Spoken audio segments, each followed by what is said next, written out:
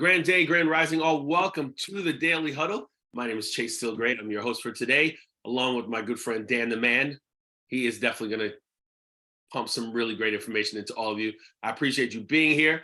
And of course, before we begin, I have to say something a little smart, something a little bit awakening, I guess. So two guys are talking to each other, and one guy is just constantly talking to him about health and eating it all the time.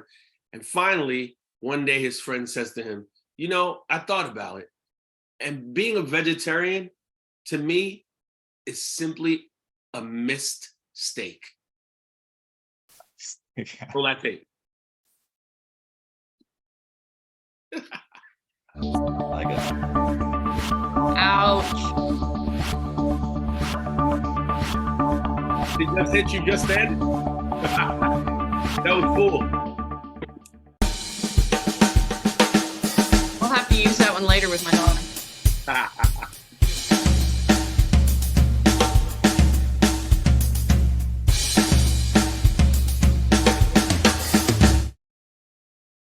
Yes. Here we are once again. Oh, nobody does it like the huddle. We get in here, and I'm so happy to be here. Chase Stillgreat once again with my guest once again today, Dan Cornett.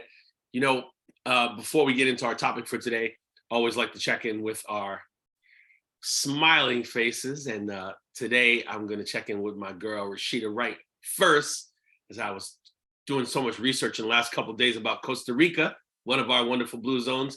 Rashida Wright, how are you today, and what are you grateful for? Oh my goodness. Loaded. Trust me, I'm telling you, it's so wonderful to be here. And I am in PA, not in Costa Rica. We'll be in Costa Rica in 4 weeks. Of course you will. Of course you will be. Why would you not be?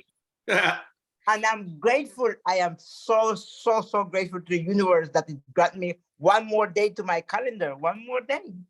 I am grateful for that. I like that. Thank you so much for joining us. Miss Project 24/7. I have to come to you next. I like that name. That's why I said that. Sorry. It's Michelle. Yeah. Sorry. Thank you so much for being with us. Where are you, and who will you hug today? Where? Oh, wait a minute. I am right here. Wait a Right minute. here. This is the only place you can be present. So I'm right here. And I'm going to hug all of you virtually. Yes, I'm receiving that. I'm definitely receiving that. Thank you so much. Wonderful to see your smiling face just popped out. I'm like, who is this shining light that I've never seen before? So thank you so much for being here. I appreciate you. So, you know, we've been seeing Dan the Man Cornett quite a bit, and I like it. He's a great energy. If you've never seen him before, I'm going to just tell you a little bit about who he is. Dan Cornett is a former corporate sales representative turned to nutrition when his stressful career left him obese with multiple chronic diseases, including cancer. After following the guidance of a nutrition coach, Dan was able to reverse his conditions and regain control of his life and his career.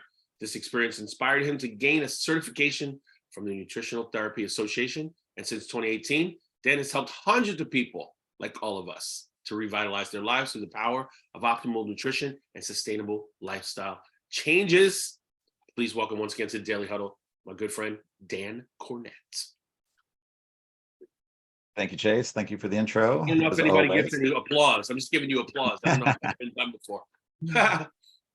You know, you're here again, obviously. Once again, we're going to tackle this topic today, how much we can learn about food consumption from blue zones of the world. I've done copious amounts of research on this because health is always in the front of my brain. And I wrote some notes down of some things that stuck out for me. So I'm just going to throw a couple of them out, and then I would like you to delve into it, if you would.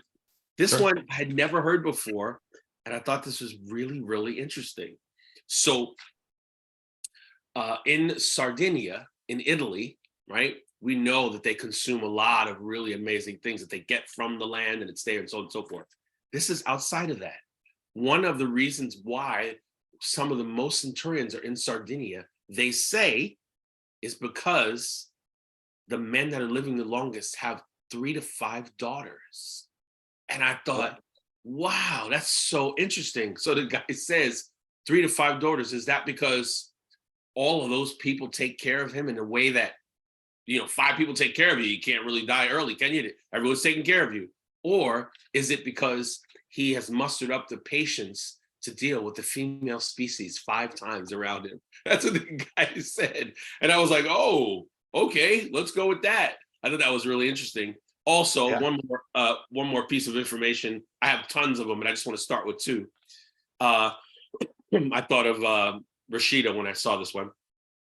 So Costa Rica is surviving on 1/15 of the normal healthcare that other people are, and they're mostly surviving on what's called the Mesoamerican diet, which is predominantly corn tortillas, beans, and squash. That to me was also very cool. I mean, I understand it now that I think about it. Those are the two of the really most interesting topics that I assert. And then, of course, lastly, in what is this place called again? Loma Linda. California, where most of the Seventh-day Adventists are. And this one sentence, which I believe comes from Genesis, I'm not an expert in the Bible, all plants that bear seeds and all trees that bear fruits, they base their diet off of that. I thought, that's very interesting too. So what I would love for you to do is kind of give me your overview of that, but also speak to those, the 9 tenets that we spoke about that deal with the kind of the intersection of all the things, which some of them actually do connect with our tenets here on the Huddle. Yeah, Please. for sure. For sure. Yeah, I think, yeah, to speak on the first point that you had on there with the having a lot of daughters, I think that's, I think that men can be very stubborn, in their No, ways, Dan. right? I was that stubborn husband for a while too that didn't want to make any changes, and even though I was overweight and saw all those kind of red blood markers on my report, and I was still like, oh no, I'll still have some wine with dinner, I'll still go out and do my thing during the day and all that kind of thing. But it finally took a little bit of pushing, right, from the females in my life to finally be like, okay, like this is the way you need to go, right? Mhm. And so yeah, I think that does play a factor to that. And one of the main things they talk about in these blue zones is their community, right? The family atmosphere around them that is so prominent in these regions. The fact that they do take care of their elderly and they don't just shove them in a retirement home. Right. And they're part of the group. They help raise the kids. They help, they still do a lot of work, and a lot of the videos that I've seen and people that have gone and visited these places, they've shown that these 70, 80, 90-year-olds are still out working the fields, and they're doing yard work, and they're moving around, right? And I think that's another big tenet of it as well, is the movement aspect, right? So the more that you're able to do functional movements throughout your lifetime, the more you're going to build muscle, the more you're going to be less likely to fall down and break a hip when you're 80 or 90 years old, right? Which could be very detrimental. So it's like having that, I guess, lifetime of movement and purpose and family. I think that is really one of the main aspects of these blue zones that I think kind of gets overlooked, a lot of it, because I think a lot of people are focusing on the diet side of things and not so much on the other 8 that are on there, the Power 9 that they talk about. And I do think that the main thing with their diets, again, is that everything's coming from the land, right? These aren't people that go to McDonald's every day for lunch, right? They're growing their own, whether it's fruits, vegetables, livestock. They do eat meat in these regions as well. They're not completely vegetarian. I think that's kind of a misnomer, and a lot of that is, I think, kind of based on translation issues. Right. Because there's one person that I heard talk about this. His name is Dr. Bill Schindler, and he's an archaeologist, and so he's studied a lot of traditional diets and what people ate over the time, and kind of like reintroducing traditional cooking into modern food, right? So he actually traveled to Sardinia, and which is one of the blue zones, and he visited multiple families while he was there, and what he saw was that every single family owned animals of some sort, right? They had pigs, they had goats, they drank the goat milk. They would also cure their own charcuterie, like salami and prosciutto, that kind of stuff. And then they would eat that pretty much every day. And every time he went to a different family, they presented him with this big platter of charcuterie and fruits and Yeah. vegetables and all that kind of stuff that came along with it as well. Mm. But one of the main things he asked them was like, in a lot of the research that we've found out about these blue zones is that you guys eat mostly plants. And the family was like, no, that's not the case. And they said, on Sundays, we eat meat. And that was kind of what got misinterpreted, was that what they meant by that, and that might be their local dialect or how they say things, but when they say Sundays we eat meat, Right. Sundays we have a big barbecue and we have all our friends and family come together and we roast a whole animal, and we praise that animal. We say thanks to it. We pray and have guidance from above, right, to say thank you for your sacrifice. And that's one of the few things I think that we've lost in today's day and age, like whether you're religious or not, in whether you eat meat or not. But when you do eat meat, it's that animal had to give its life for you to sustain you, right, to nourish you. So that's one of the things that I think that we've gotten away from, where you just go to the store and you pick up a package of ground beef and you don't know where it came from. You don't know how that animal was raised. You don't know how it was treated, how it was cared for, all that kind of stuff. These people do. They raise their own animals, right? And so they know, and they intimately take care of that animal for as long as it's alive. And then they, end its life in a humane way. And then they get to eat that animal, which gives that the nutrients that they need to thrive, right? So I think while fruits and vegetables are a big part of their diet, the fact that meat is still part of their diet, I think, is a big talking point. Yeah. I think gets overlooked, right? And I do feel like meat does have a place in people's diet, whether if you have more of a an ethical side of things with that, and you just don't like the fact that something else has to die in order for you to eat. Like, I'm totally, like, I can't say anything bad about that. Like, that's your own ethos, that's what you believe in, then that's totally fine. But if that's not the case, I do feel like meat does belong in a diet, and but and balanced. And I do think, like you're talking about with the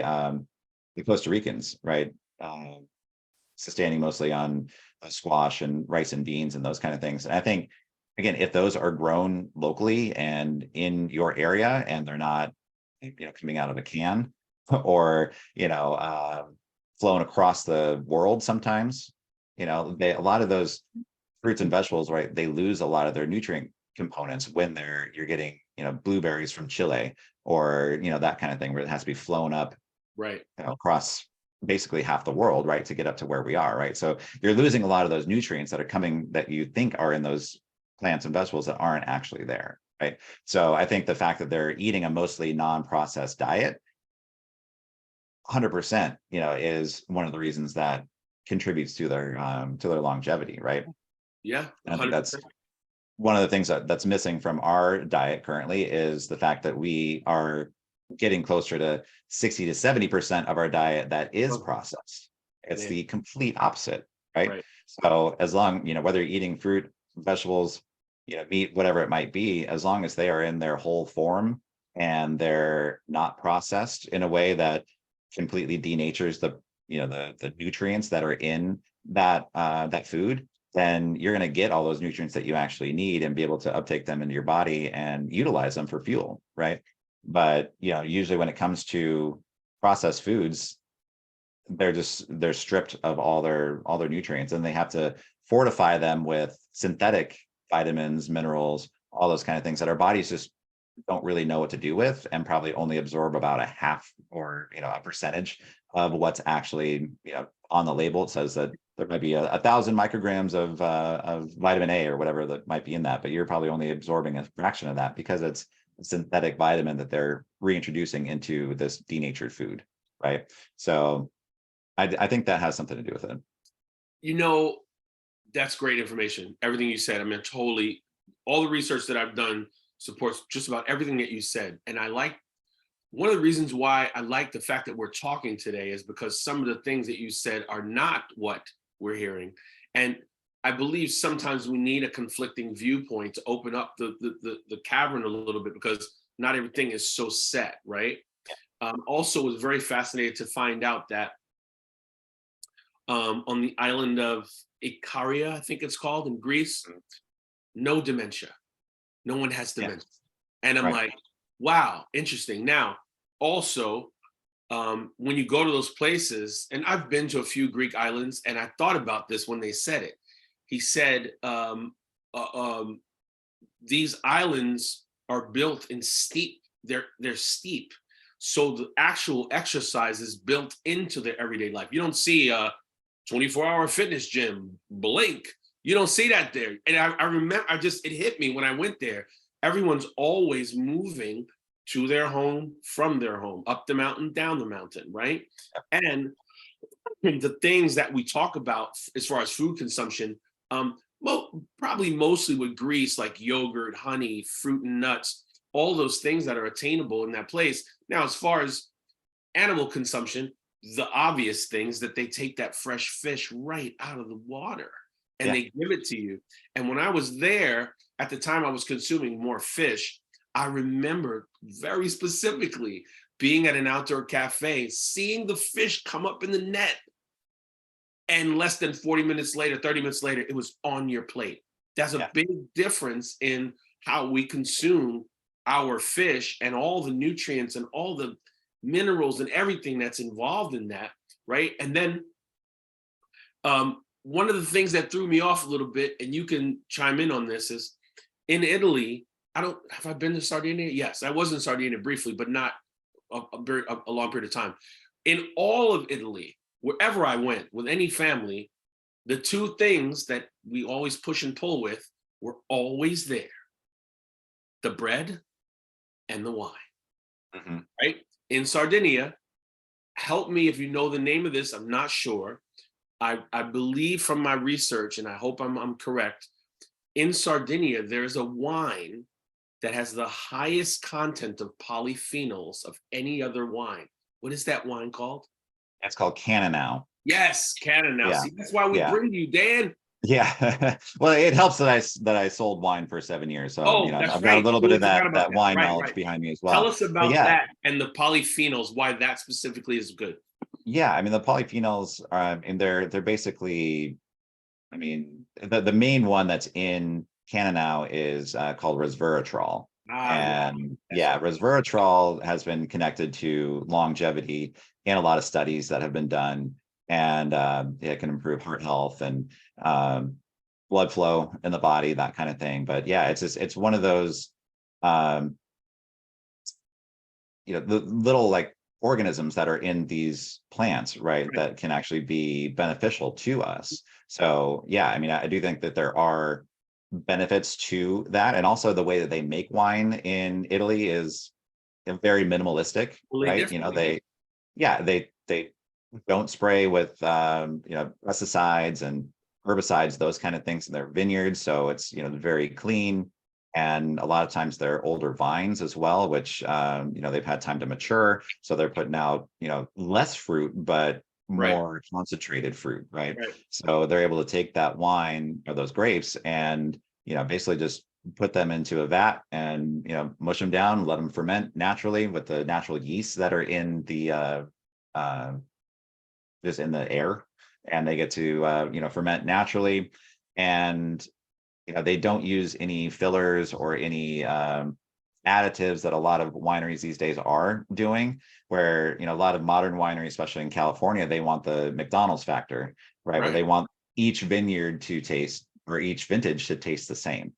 So they're putting a lot of extra sugar into their wine, and additives and chemicals and those kind of things to manipulate the wine so that it tastes the same as the previous vintage, right? So when you go and buy your bottle of whatever is Barefoot, and that kind of stuff that's on the shelf, that that's going to taste exactly how the last bottle tastes. Whereas wine is supposed to be something that's alive, right? It's supposed to be natural. It's supposed to be constantly changing in the bottle.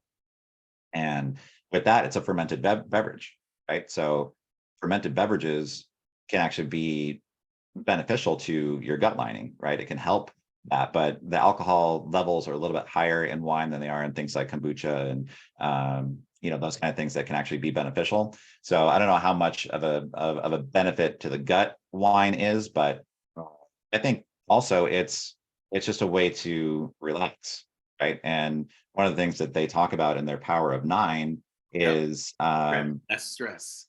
yeah, less stress, right? Yeah. And part of that is having a glass of wine with dinner. And what they do, I mean, and they actually do this with kids as well, is they'll give them, maybe an ounce or two and then It's fill up the true. rest with water, Yeah. right? And they'll dilute it. But these kids feel like they're just like they're one of the adults, right? They get to hang out, they get to have dinner, and they're drinking on their little bit of wine, and but it also turns it into something where alcohol doesn't become abused, right? Because these people grow up with it and they Right. know that wine is only something to be had with dinner. It's not something to like go grab a bottle and drink the entire thing. You have a glass, maybe two with dinner and socialize, right? It's that family atmosphere around dinner that we've lost, right? So many of us just, come home from work and throw together whatever they can or order from Uber Eats or throw a pizza in the oven, whatever it might be, and then turn on the TV and sit down on the couch, right? And, we've lost that. Let's sit down, cook a meal or even just cook a meal together, right? And involve your kids, involve your spouse, whoever it might be. Hey, can you come chop up these vegetables? Hey, can you throw this meat on the grill? Whatever it might be, kind of involve the whole family in the process so that they know where their food is coming from. And it's not just, oh, doorbell rings, food is here. Like I think a lot of kids lose that connection to their food as well, where, if you ask the modern, 5 or 6 year old where their food comes from, they're going to say, oh, it comes from the grocery store. Right. They don't know that there are farmers that grow everything, that there are, um, livestock managers that, actually take care of animals and they make sure they're fed properly, that kind of thing. And so it's like they just lose that whole connection to it. Right. So, I wanted to think ask you something. I Yeah. apologize for interrupting you. I wanted to ask you something before we open it up for questions. And I think I mentioned it earlier on in the question. We just have so much stuff to go over for each item. It's like crazy. Again, when I was in Italy and saw all that bread being intake, of course, going to Napoli and tasting that first piece of pizza, you totally get it. You totally get it. I'm like, oh, this is pizza. The bread falls, it's soft, you feel the tomato sauce. I'm like, wow. In your opinion, or from your knowledge, could it be that, obviously the bread is different, the water is different, the density is different. I get all that. Could it be also that during the meals, because that's why I brought this up, I'm at a table with 10 people, they're like staring at me because I'm having such a great time. And there's these clumps of bread all over the table, people just grabbing pieces of it and eating, whatever, but they are consuming wine as well. And I was thinking, maybe that correlation does help them intake it to the body better, because just straight drinking alcohol versus having something in your stomach as a buffer. What's your take on that based on the bread? And just give us a little bit something about bread, because bread is the champion. I mean, that's Yeah. I mean, it is big over there. And I think the main difference, I've had a lot of friends that have gone to Italy and they say, oh my gosh, I had all this pasta and, bread and all that kind of stuff, and I lost weight. Whereas if you eat a lot of that stuff here, odds are you're going to gain they weight, make right? their pasta before you eat it. Yeah, exactly. But I mean, the thing is that they are, a lot of the herbicides and pesticides that are used on our farmlands here in America are banned in the EU, right? Yep. So a lot of those pesticides are not being used. So it's actually easier on our guts because glyphosate has actually been shown to cause a lot of gastro distress, right? It can tear away the lining of the stomach. And so it can actually, eating that more natural grains can actually, be beneficial to the body. Right. And also just that, like you're talking about eating with 10 other people, right? When you're eating with a group of people, it automatically puts your body into more of a parasympathetic state, right? So that's a more relaxed state. That's where, your body's going to be more relaxed. So we want to be in a relaxed state when we eat our food so that our bodies can focus on digestion and they're not stressed out. Right. So if you're eating your meal because you have 15 minutes in between appointments at noon, that kind of thing, and you're just kind of, jamming it down your throat, bad at that. you're going to be in that stressed out state and you're not going to digest that food as well. Right. Whereas opposed to these people that are living in these communities where they have, again, like 5, 10, 15 people sometimes living in the same house or next door, and they get together for dinner every day. Like that's the more like relaxed way to eat, right? So that you can digest your food properly, and having a glass of wine is not going to affect you as much as it would be if you were stressed out at that time, right? So it's all about your state of the body and how the food that you eat interacts with your body, right? Correct. I agree 100%. I knew you would say most of that. Just wanted to make sure where you're coming from on that. Michelle, what would you like to say? Yeah, so I'm a vagabond. I'm a nomad. I travel, and so I stay with lots of people.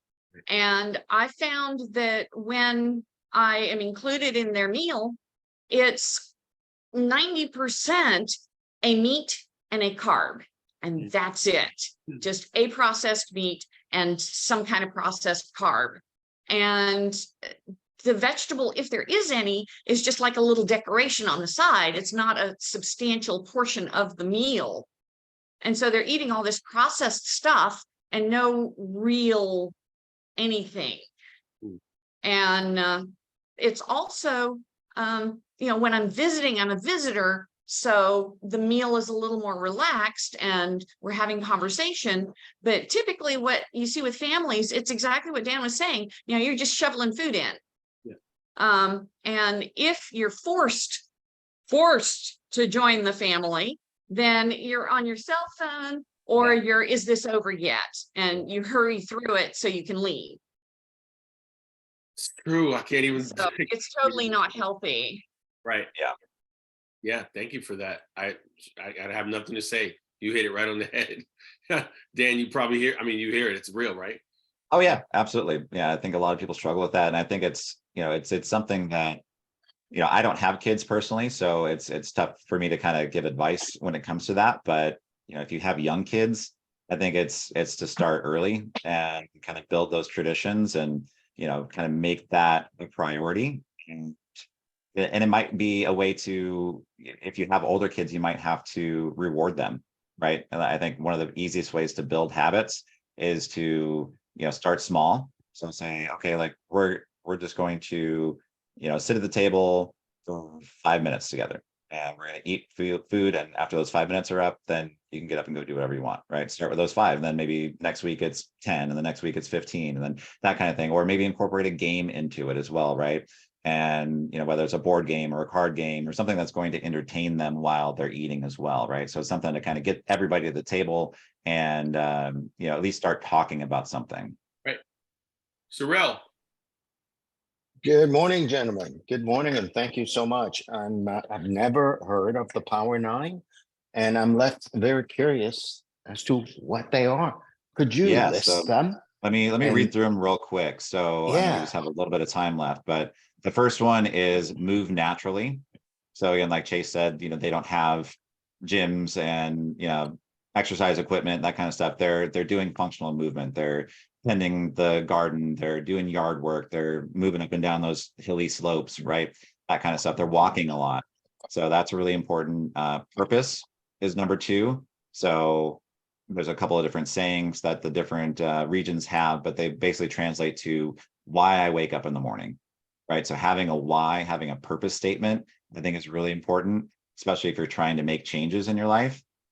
Knowing exactly why you're making those changes can help you not defer from those changes, right? So having that powerful why statement in your head can keep you from making bad decisions, right?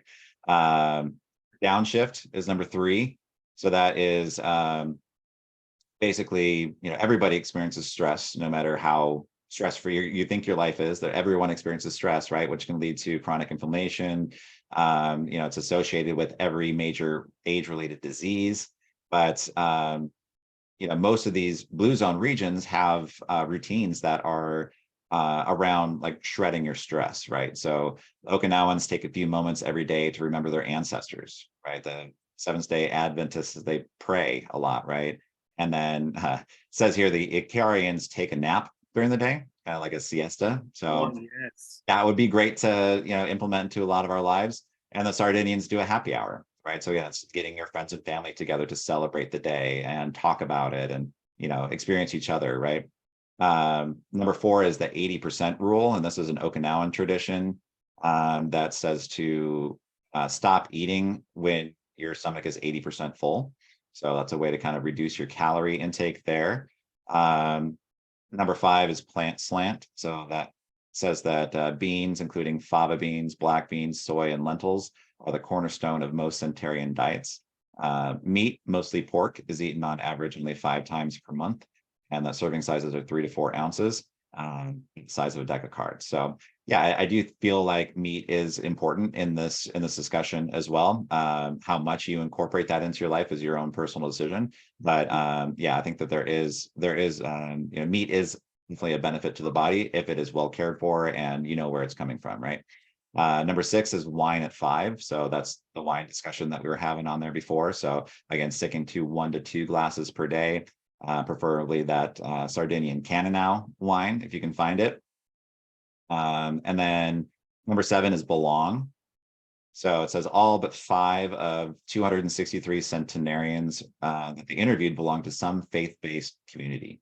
So denomination doesn't really matter, but research does show that attending faith-based services 4 times per month will add 4 to 14 years of life expectancy. So that's pretty interesting. Whether it's religious or even just like a strong community feel, I think can definitely add on to that life expectancy.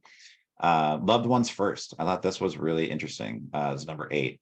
So successful centenarians in the blue zones put their families first. So this means that they keep aging parents and grandparents nearby or in the home, and they commit to a life partner, right? Which it says can add up to 3 years of life expectancy, because they take care of each other, right? And it's about community. It's about taking care of each other and investing that time into your family, because the older generation has a lot of information to share with the younger generation, right? And I think we're losing a lot of that. I think that's why a lot of younger people don't particularly like to cook anymore, because that tradition has been lost over the last couple of generations, right? So we're kind of falling away from that. And then number 9 is the right tribe. So it says the world's longest lived people choose or were born into social circles that supported healthy behaviors.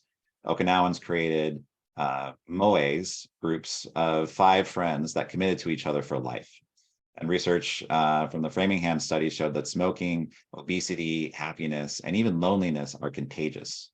So the social networks of long-lived people have favorably shaped their health behaviors. So, another thing I've heard is that you are the average of the 5 people you spend the most time with. So think about that. Like, who are the 5 people that you're spending the most time with? And are they benefiting you or are they a detriment to you? Right? And that's maybe when you need to find a new social circle or explore a new faith-based, whatever it might be, to kind of get yourself to wherever it is that you want to go spiritually, mentally, physically, all that good stuff. Because that's really the only way you're going to be a whole human, right? Great answers, man. Wow. So much information today. This is going to be a great one to go back to for a lot of people. Thank you, Sorrel, for your question. I want to add before we sign off right here that we are all open to this challenge that Dan is putting for us. Remember, Dan Cornett, if you want to go to the challenge, because this is a time of year where we're kind of like preparing ourselves, or we like to think we are. If we don't stick to it, it doesn't happen. But there's a challenge. The site is advanceyournutrition.com/challenge, I believe it is, right? Yeah, that's correct. Yeah. advanceyournutrition.com/challenge. And we officially started the challenge yesterday, but our first live call is going to be tomorrow evening. So I extended the deadline to tonight, Tuesday the 17th at midnight. So basically the way the challenge is going to work is there's going to be 3 live calls that happen over the next 3 weeks. And this first week is really going to be about how to go through the process of removing processed foods and sugars from your diet. And we'll talk about the best tricks and tips to be able to do that, give you some really good nutrition nuggets to take away from that, as far as like, what to put in your body, what to avoid. You're going to get some really cool weekly learning materials that come along with it that you can go back to once the challenge is over, and be able to reincorporate some of the stuff back into your life anytime that you kind of, anytime that you might fall off the wagon a little bit, right? So if you're afraid, oh gosh, I can't give up sugar and processed foods for 7 days, you have these materials to fall back on. You also have the support of a group around you. Like, not only do you have a trained nutrition professional to guide you through this, you also have the support of the other people that are in this group, right? So that's, y'all are going to be invited into an app that I have that has a chat group in there where y'all can talk to each other and support each other along. You also get a 7-day meal plan that comes along with it, with a shopping list. So you can, I'll have that to you by the end of the week, so you can go shopping over the weekend, so that you can start the 7-day healthy eating meal plan next week. And so that'll be the main portion of the challenge, will be next week. And then the final week is going to be, more of like supporting you through any of the challenges that you experience, but also how to move forward out of this, right? So how to take what you learned in these 7 days and make it more of a lifestyle change and incorporate some of these healthy habits into your life, right? So I have given this product away for free before, but I do feel like people are more invested when they have a little bit of skin in the game, right? So that's why I just wanted to charge a nominal fee for it, just so that you would have the motivation to put everything into it. So you're also going to get a 20-minute phone call with me to kind of go over your goals and everything that you might need to help get you through this program. And so everything combined, is really a total value of $447 when you break it down individually. But I'm going to give it to you guys for just one payment of $99 today. So I think it's a really great way to, again, get yourself set up ahead of the holidays, right? Because we all have family that we're going to go see during the holidays, right? And it's one of those things where, if you can kind of take care of yourself over the next 3 weeks before the holidays happen, what's your family going to say, right? Are they going to say, oh my gosh, you look great, what have you been doing?